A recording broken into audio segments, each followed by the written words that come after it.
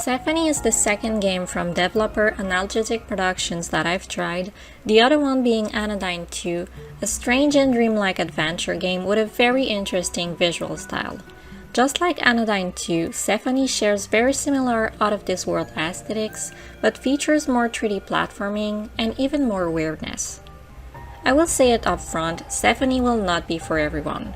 It has this very experimental feel and the controls will certainly not be everyone's cup of tea. It took me a while to appreciate the gameplay, and even by the end, I still had mixed feelings. But starting with the good, Symphony is a beautiful game if you appreciate this type of visual style. Of course, some people will just think of it looking like a PS1 game, but that's the look it's going for, and I personally love it. I like the soft color palette of the background mixed with the colorful settings of this strange island you're exploring. There's a lot of little details in the creature you're encountering, and the flora on the island is just very alien-like and captivating. The music also plays its part in making the game even more dreamlike and mesmerizing with its soft and hypnotic tunes. I would say the game's atmosphere is really its strongest point, as if you like trippy and weird games, Symphony definitely has the look and feel. Unfortunately though, the gameplay just wasn't there to match the looks. The game could be divided into 3 parts: the cutscenes, the puzzles, and the platforming.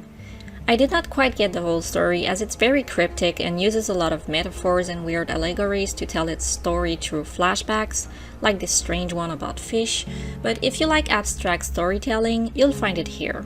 It's very calming and melancholic in the way it's told. In short, you are playing as 3 scientists who land on the island of Symphony to explore and research its very unique fauna and flora. You can freely switch between the 3 characters, but they all play the same, so I felt this was a bit of a wasted opportunity to reinforce the gameplay. As you explore the island, you'll come across some peculiar plants and creatures which you can interact with for your research. This will start a puzzle minigame that is reminiscent of Tetris, but with a few twists. Those minigames were the most fun part of the game for me, as they started rather easy but gradually got more complex over the course of the game, adding more dimension to what just started as a seemingly simple Tetris game. If you don't like puzzles, however, you don't have to do all of them, as they can be skipped. But exploring the island and finding all of them is part of the fun. Only the boss battles, which are just more difficult and complex puzzles, can't be skipped. There's even an easy mode in the options if you really don't like puzzles. To explore the island, you'll need to do a lot of platforming, however, and that's where the game drops the ball for me. I love 3D platformers, but this is not your usual platforming game. If you come in expecting Mario or Banjo, you'll be sorely disappointed.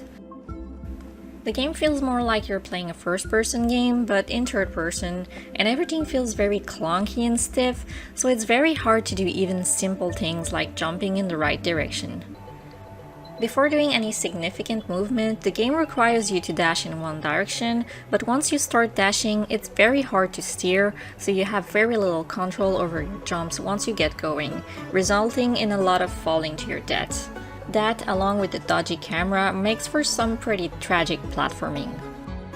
The moves introduced all feel very off, from the unreliable wall jumping to the slow movement, everything just feels wrong, like the controls belong to a different game and not a platformer. Of course, you get more and better moves later on, like gliding and grappling, but everything just feels clumsy. There are many collectibles to find in hard-to-reach places, and I usually love to look for them, but in this game the controls just did not make it very fun to even try. Of course, you can spend hours mastering the controls, and I'm sure it feels satisfying, but not everyone will want to spend hours on this. It's a shame because otherwise I love everything else about the game.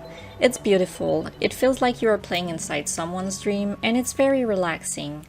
The island is intriguing to discover and the puzzles are fun, but the controls just aren't there, and I'm not sure I understand why the developers purposely made the game hard to play.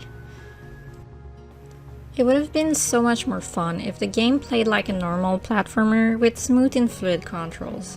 I do, however, appreciate the fact that there are options in the settings to play with infinite jumping and dashing, which makes the game a lot easier to play, but also breaks it by making it possible to just skip everything.